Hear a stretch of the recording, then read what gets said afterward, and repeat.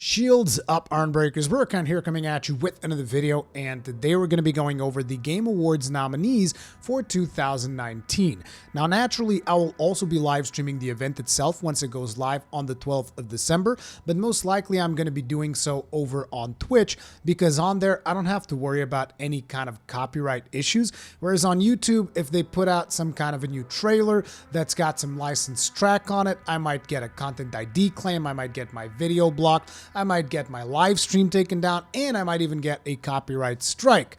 So in order to avoid all of those kinds of problems, I most likely will be live streaming this on Twitch. So if you want to watch this alongside me and you want to get my takes on the games that will be, the winning games and all of that stuff live, you can follow me on Twitch, twitch.tv/Rurikhan. But otherwise, we're going to be going over the nominees on this video. However, I will not be going over all of the lists, all of the categories, because not all of the categories are particularly relevant to me. There's some categories that don't have any games that I've played on there or any games that would qualify to even be on those categories. So not going to be going over those, but I will be going over a lot of categories and giving you guys my opinions on that. But before we begin, I feel it is important to mention that a lot of people always, whenever the Game Awards come around, it seems like they're kind of like, man, what's going on in the industry? Why is this game not nominated? Why is this game not nominated? It was really original. And they just feel like their interests aren't really being represented in the show. And it is important to mention that the way these things work with the Game Awards is that there's a voting jury, and this voting jury is constituted by a lot of publications which may or may not align with your personal preferences. In the case of the United States, which I know is where a majority of my audience comes from, these are publications like Ars Technica, Easy Allies, which is actually really good. I love Easy Allies. Digital Trends and Gadget, Entertainment Weekly, Funhouse, Game Informer, and a bunch of other people. Giant Bomb, also a really good one. I personally like Giant Bomb. But then there's also a lot of other publications that maybe we don't care about as much, like Polygon, Verge, Vice. Like, what do these guys really know about video games? But basically, when you get all of these people together, right, and they all have to vote on a certain game being nominated for something, you get to a point where some of them will have to make concessions in order, like, look, I can't get this game that I really want in there, but I can maybe get this other game that's not as good, but I still want it to be up there. So that's one of the things that you need to keep in mind. And like, if you're curious about who they are for the United Kingdom, it's Eurogamer, Daily Star, Edge, Game Reactor, Kotaku, Kotaku. Kotaku. Anyway, let's go over the nominations. That's enough. I guess you guys get the point. What I'm saying is that a lot of times certain games will not be nominated. But what you need to know is that if you like a game and it's not represented in the Game Awards, it doesn't matter. At the end of the day, this is just like a spectacle. It's just a show. It's just a video game show at the end of the day. And if you like video games, personally, I still think the show is entertaining. I know that a lot of people don't like it, but I still like watching the Game Awards. Anyway, let's get into this. So for the first category that I picked, again, we're going to be going through a certain order here. And it's not the same order that's on the website, because on the website, they start with Game of the Year. And you're like, you're going to start with the most important category of all? I mean, come on. You got to leave some suspense. So we're going to be going with the VR/AR game. Now, I've heard very good things about Asgard's Wrath, but unfortunately, I don't really own like a PC VR device. The only VR device that I have is the one on PlayStation 4. So the games that, I think I could have played any of these other games, but I couldn't have played Asgard's Wrath. But again, I've heard very good things of Asgard's Wrath, so I wouldn't be surprised if they're the ones that take the cake. I can tell you that Blood and Truth was a lot of fun. I've played a lot of Blood and Truth. I really enjoyed what I've played of the game. I even made a video on my channel. So yeah, Blood and Truth was really good. Beat Saber, I've seen loads of gameplay of it. It's not really my kind of game personally. Trover Saves the Universe is also not really my kind of game. And No Man's Sky, dude.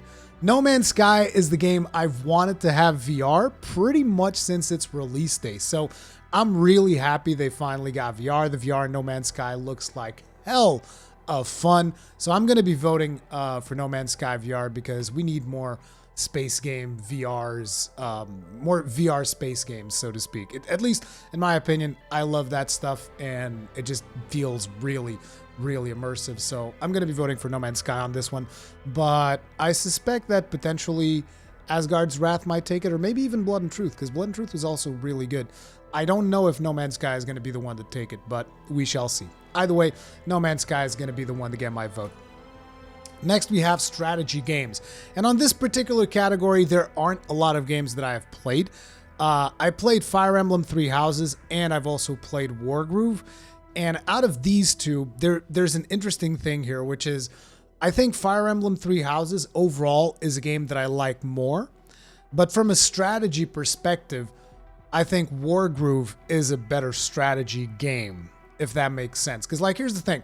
The strategy on Fire Emblem Three Houses is solid. It's what you would expect from a Fire Emblem game. And I know that a lot of people are going to disagree with me on this, but the thing is, I don't feel like strategy is the only focus of Fire Emblem. They have a lot of stuff about the social aspects of the game and all of that stuff, and, you know, developing relationships with each of the characters and all of that, which is not as important for the strategy part of it. But to be honest, I'd be happy either of these two winning, because these are two games that I really, really enjoyed.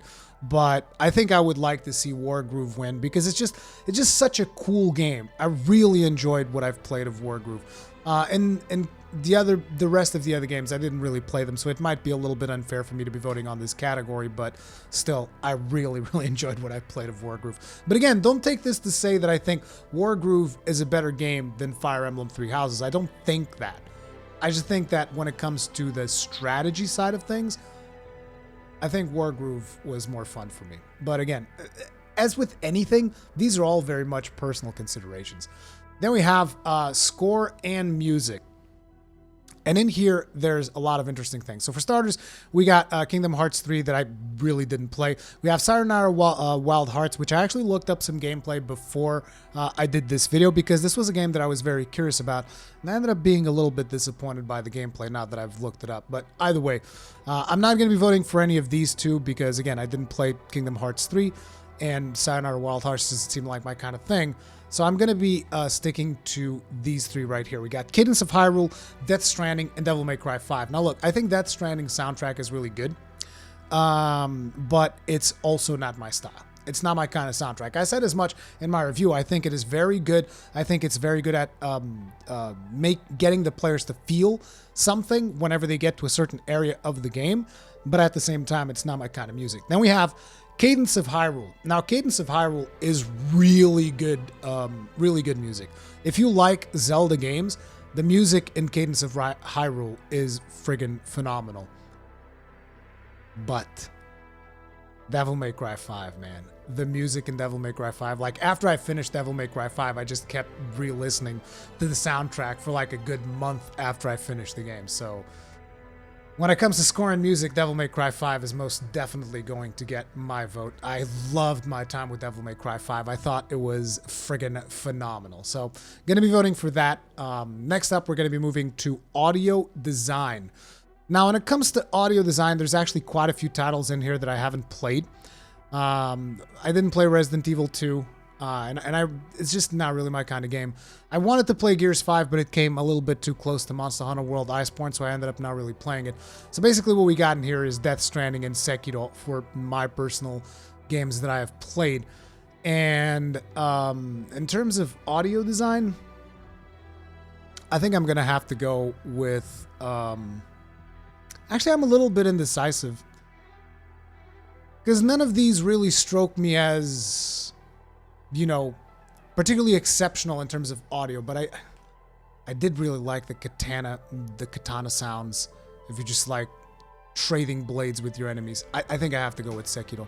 Sekiro is just such a good game all around. You're going to see me vote for Sekiro a lot, by the way, because I've seen Sekiro on a lot of categories, and most likely I'll end up picking it a lot because you guys just know I love Sekiro. Sekiro was a fantastic game. Might even end up being my personal game of the year, but I haven't really made that decision yet. I still have a couple of games that I want to play, but Sekiro, friggin' fantastic. Then we got art direction. And this one, I kind of feel like in terms of art direction, it's a little bit poor this year, you know? Like I'm looking at the art direction of all of these games, and I don't see any that particularly strike me. Like I don't think Legend of Zelda was such a big deal, I know that some people might completely disagree with that, but I don't think that Link's Awakening was such a big deal from an art style standpoint, at least. I also don't think Control really excels in terms of art style, and I think Death Stranding is a really good-looking game. But there's also something which, when you read through the art direction description, you got outstanding creative and or technical achievement in artistic design and animation. And, and dude, for as much as I personally like Death Stranding, there's some animation stuff there whenever you put yourself on a vehicle, dude. I mean, come on, dude. You can basically make the friggin'... You can make the motorcycle, what's it called? The reverse trikes. You can make them fly, almost. So, yeah, I don't think you get a pass when it comes to animations. Now, I've seen Grizz. It's a very artsy-looking game. I can understand why this is potentially going to win. The art style of Sayonara Wild Hearts is also extremely striking. So, I believe the actual winner might come from one of these two. That's what I personally believe. But again, I don't think Legend of Zelda is particularly artistic. And I think Control had a lot of bugs when it came out. At least I've heard something about that. But again, Control is not a game that I've played, so I'm definitely not going to be voting for that. But basically, that leaves me between Death Stranding and Sekiro once again. And like I said, Death Stranding has got some issues with its animations. So I'm going to have to go with Sekiro again, dude. And I know a lot of people are going to call me super biased. Oh, Rurikhan just going to vote Sekiro for everything. And it's like, dude, I'm trying to justify my choices the best I can. It's just what I feel like and what I think. And again, it's a personal choice. You don't have to agree, remember. As a matter of fact, I'm curious of knowing your personal choices in the comment section down below, particularly the ones that you disagree with me on, and let me know why you disagree. Let's have a conversation. Now, when it comes to ongoing game, personally, I don't play Battle Royales, and I think that Apex Legends did a lot of bad stuff this year, particularly when they started implementing like their battle passes or whatever it was, and how you needed to like buy, what was it, $200 or whatever it was to get like this unique skin for an axe. Nah, dude, that's not right. Destiny 2, while they may have apparently fixed a lot in their game according to what people are saying, you still had to fork over a lot of money to get access to the fixed stuff. Fortnite is just not really my kind of game, and neither is Rainbow Six Siege. On the other hand, we did play a significant amount of Final Fantasy XIV, and I gotta tell you guys, I love what I've played of Final Fantasy XIV. I friggin' loved it. I'm currently in the Stormblood expansion. I had to take a break to play Monster Hunter World Iceborne, as you guys are well aware. And I just think that Final Fantasy XIV, I even think that last year I wanted Final Fantasy XIV to be nominated, and I don't think it was. Or was it another game? I don't know. But another game that could have been nominated here, in my opinion, would have been Monster Hunter Iceborne. I don't know why Monster Hunter never gets a nomination for Monster Hunter World never gets a nomination for Best Ongoing Game, because I feel like it can, you know, it can take these selections here on, and I would probably vote for it. But since it's not here, I'm gonna go with Final Fantasy XIV because it's friggin' solid, and I really need to get back to Final Fantasy XIV, dude. I just need to get back to it. Next, we have narrative for outstanding storytelling and narrative development in a game. And when it comes to all of these games that are out here, the two that I've played through all the way are Death Stranding and Outer Worlds. I believe that a lot of people are going to be voting for Disco Elysium because I keep hearing people telling me, Rurikhan, you got to check out Disco Elysium. And I've seen some gameplay. It doesn't seem like it's really my personal type of game. I've also seen a lot of people talk about A Plague Tale Innocence, saying the story is really good. But from the stuff that I've played, I'd have to go with Death Stranding. Because like, I loved The Outer Worlds, don't get me wrong. I love The Outer Worlds. I love the role play of Outer Worlds. I think it's a phenomenal game. But the story of Death Stranding just completely blew me away. I love the story of Death Stranding. I think it's really good. I know that there's a lot of people that will disagree with that, and that's fine. But I really, really like the story of Death Stranding. And as a matter of fact, out of all the games here, I think Death Stranding might actually take this award on the actual Game Awards. Particularly because, I mean, we all know Jeff Keighley is biased towards Kojima. But then again, supposedly Jeff Keighley is not going to be able to influence the decisions. But Death Stranding is going to get out of there winning something. Like, you just know that that's a fact. Next, we have performance. This is for the actors that perform the character in a video game. And we have Ashley Birch for Parvati in The Outer Worlds, which is one of the games that I've played. Have Jesse Faden in Control, Laura Bailey in Gears 5, Mads Mikkelsen in Death Stranding, Matthew Porretta in Control, and Norman Reedus in Death Stranding. Okay, so first of all, Parvati, I didn't feel like Parvati was a super interesting performance in The Outer Worlds, and I did all of her companion quests, all of that stuff. I've actually kept her around in the party quite often, so I got to interact with that character often enough. I'm not saying it was a bad performance. I think it was a good performance. I just don't think it was, you know, anything stellar, so to speak. As a matter of fact, I think there are other characters that were more interesting, like the scientist, Philness, whatever, I forget his name. The scientist character I thought was more interesting than Parvati. I mean, just saying, that's my opinion. You know, you can take it or leave it. Gears 5 and Control I didn't really play. But then we're left with 2 Death Stranding characters. Now, I know that a lot of people will be like, oh man, Norman Reedus. But I don't think Norman Reedus' role was that big of a deal in the story of Death Stranding, particularly when compared to the role that was played by Mads Mikkelsen. I think the role of Mads Mikkelsen was way more interesting. I mean, Norman Reedus did a good job, but Norman Reedus is the player character. Norman Reedus essentially represents you. And while there are a couple of opinions on him, he just kind of plays the kind of like anti-hero gruff guys like, brr, yeah, man, screw all this, man. You know, that kind of character. I don't think it's super interesting. I do think that the story between these 2 characters is amazing, but I think Mads Mikkelsen did a phenomenal job in Death Stranding. As a matter of fact, I think I said so. No, I ended up not saying it in my review, because I just said all of the performances were outstanding, because they were, but Mads Mikkelsen really stood out in Death Stranding, so that was really good. Then we have independent game, and the reason I picked this category is not because I played any of these games, because I didn't, but because I'd like to mention one game that I feel should have been mentioned here and wasn't, and that was Rebel Galaxy Outlaw. Rebel Galaxy Outlaw is a fantastic game, a really fun game, and it kind of sucks that it didn't get any recognition as an independent game, because I feel like it should have, but, you know, it is what it is. That's the one vote that I would have gone for.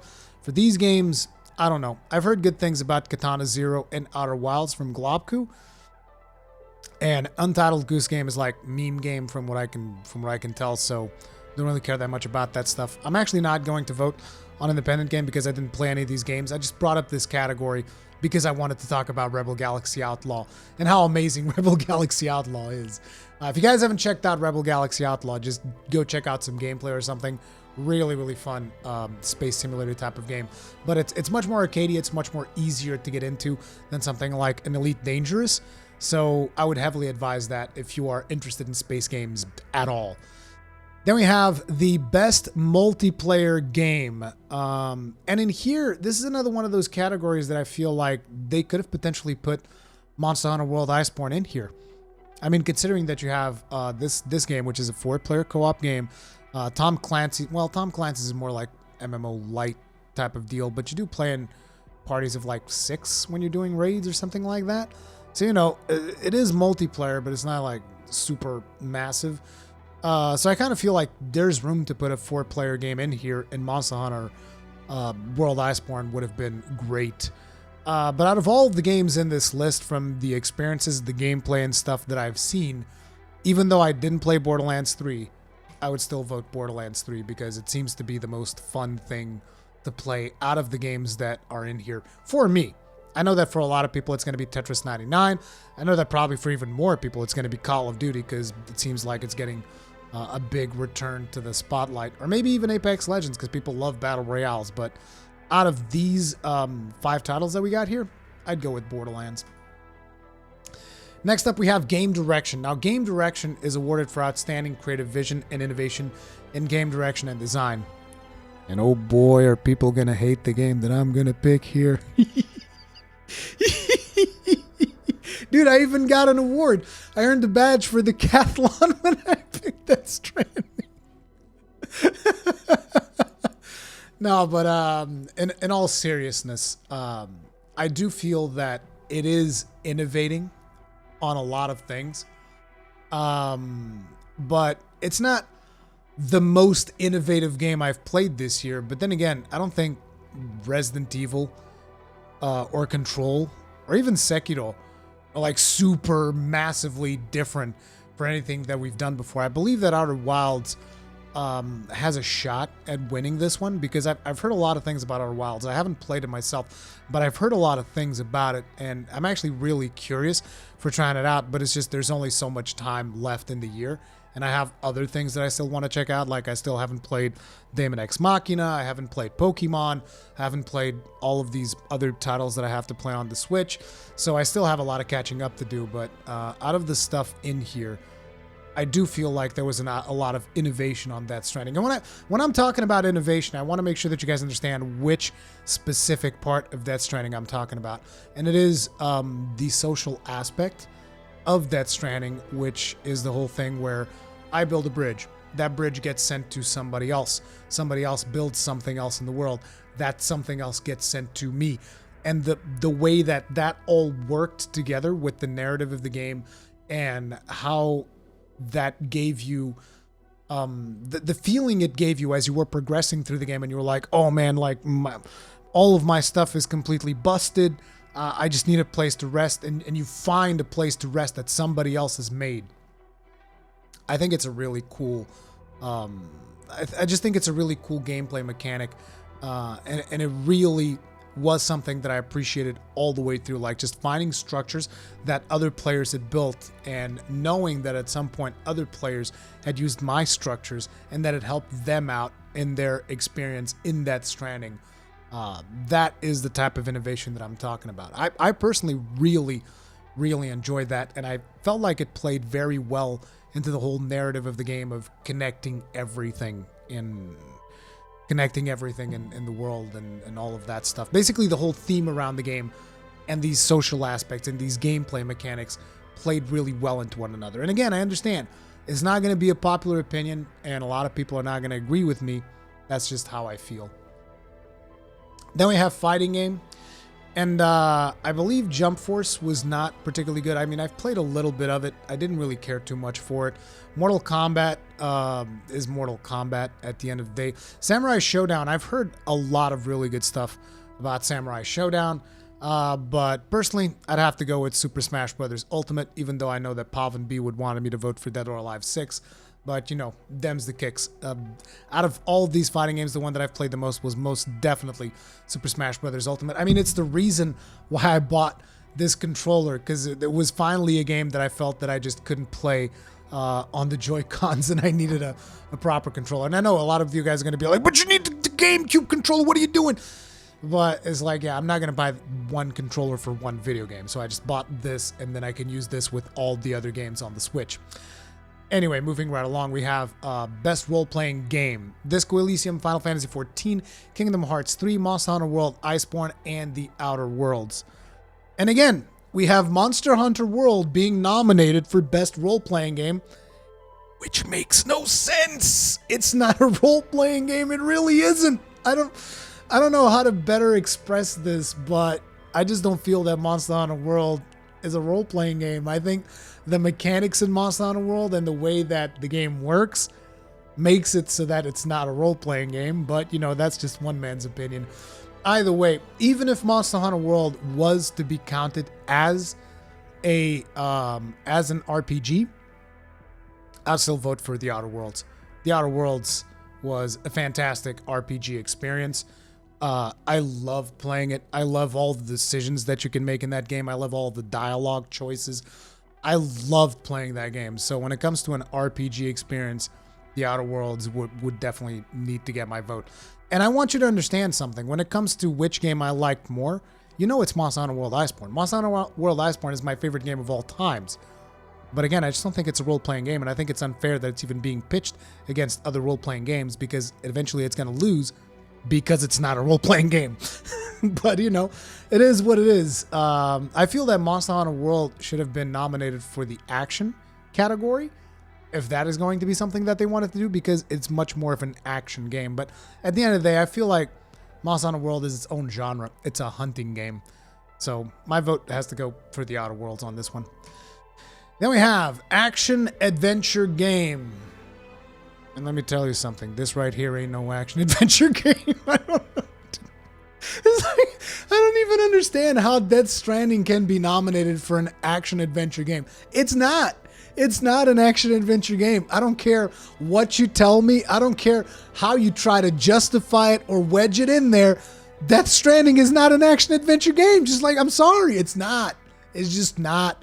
I don't even care what anybody else says. So then we got Borderlands 3, Death Stranding, Control, Resident Evil 2, Legend of Zelda Link's Awakening, and Sekiro Shadows Die Twice.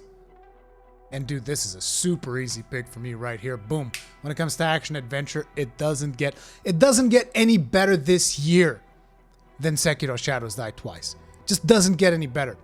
And this is an action adventure game. It's not an RPG, despite what some people might think. I'm sure that somewhere this game was voted to be best RPG in some publications, but it's not. This is an action adventure game. As a matter of fact, I think it's the first action adventure game that Miyazaki's ever done, but it's really good. It's just really, really good. Fantastic freaking game. You guys know I loved Sekiro, so it's not really a big, shouldn't really be big news. Then we have best action game. See, this is where I feel like Monster Hunter World Iceborne could really shine. This is where I feel like Monster Hunter World Iceborne should have been. It's an action game, more so than an RPG. But anyways, in here we have Apex Legends, Astral Chain, Call of Duty Modern Warfare, Devil May Cry 5, Gears 5, Metro Exodus. Why not just have a shooter category? Best FPS, best shooter game. Wouldn't that make more sense than putting Apex, Call of Duty, Gears 5, and Metro on action game? I don't understand. I always think of action game more as like spectacle fighters and that type of thing, right? Anyway, their description is for the best game in the action genre focused primarily on combat. Okay, so basically for me, it's a very easy pick between two games, which is Astral Chain and Devil May Cry 5. These are, in my opinion, the best two action games that are present in this category right now. And it has to go to Devil May Cry 5. I loved Astral Chain. Astral Chain had some serious pacing issues. Because Astral Chain would put you into a mission, and it's like this action-packed mission. You're doing all these action-packed things, right? And then suddenly it would tell you, stop everything, and now do this boring side quest. And you would have like 5 or 6 boring side quests in between each major mission. And that was just like, I was like, dude, why? Just like do the thing that you're good at, the action parts, which are 1,000 times better than these boring side quests. Like, I really didn't understand the logic behind it. And you could skip the side quests, but doing the side quests awarded you points, and you could upgrade your stuff more, and so on and so forth because of RPG-like elements. And it really bothered me the amount of side activities you had to do. You know, if you're a completionist like me. Which I actually ended up skipping a bunch of them at some point because I just got so burned out. But yeah, that was the biggest problem with Astral Chain, because I liked the story, I liked the action, I liked everything about Astral Chain with the exception of those goddamn side quests. Whereas on Devil May Cry 5, I just didn't have that problem at all. I just loved the game all the way through. It was friggin' phenomenal. So yeah, Devil May Cry 5, really no-brainer. And then finally, Game of the Year. We got Control, and dude, Control got so many awards. Like, I've seen so many reviews of Control, and again, Control is not a game that I've played, so I can't really pronounce myself on that topic, but I've seen so many reviews just like slamming Control.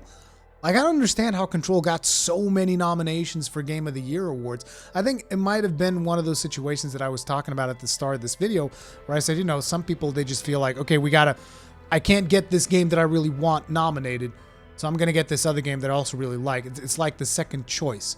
And I think Control was a lot of people's second choice. And that's potentially why I ended up nominated so many times. But again, I'm not criticizing Control because I never played it. I don't know. I'm just going off of what I've heard in reviews and stuff. So, you know, it is what it is. Anyway, Death Stranding. Who's surprised that Death Stranding is getting a nomination for Game of the Year? I don't think it should win Game of the Year. I think there were better contestants, personally. But, you you know, it getting nominated, I'm not super surprised to see it, and I'm not super disappointed either, because it is an interesting thing.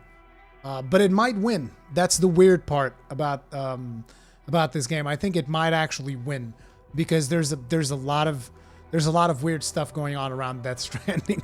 But anyway, then we have Resident Evil 2, Sekiro: Shadows Die Twice, Super Smash Bros. Ultimate, and The Outer Worlds. And seeing The Outer Worlds here was very, very surprising. I would not have expected that. I would not have expected seeing Outer Worlds nominated for Game of the Year. But hey, it happened. And I'm happy for them. And, you know, if they win, I'll be happy. But you guys know who's getting my vote. Miyazaki. Right here. Sekiro: Shadows Die Twice for Game of the Year. That's my personal opinion. You don't have to agree with it. And by the way, this doesn't mean that Sekiro is my Game of the Year. I still have a lot of stuff to go through. Another interesting thing is that Jedi Fallen Order ended up not getting nominated for any of these.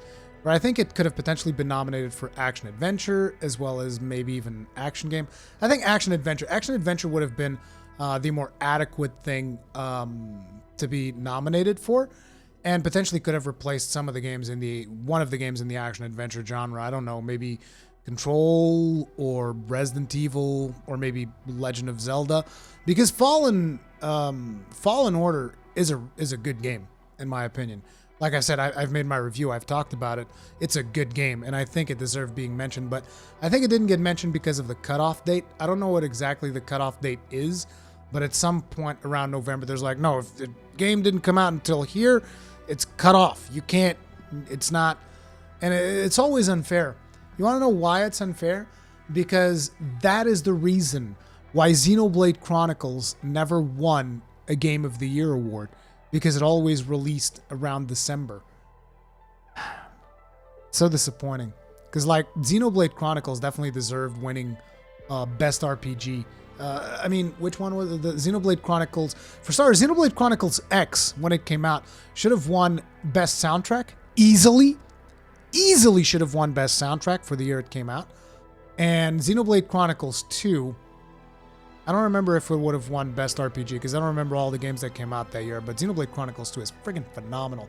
But anyway, that is going to be it for this video. Let me know what you guys think about it. Let me know what the stuff that you guys disagreed with. Let me know why in the comment section down below. If you enjoyed this video, hit the like button. If you didn't enjoy it, hit the dislike button, because feedback is important. So, yeah, just let me know what you guys think in the comment section down below. If you guys enjoy my content, subscribe, hit the bell notification icon, all of that good stuff. I'll see you in the next one, and stay strong. May your shields never break.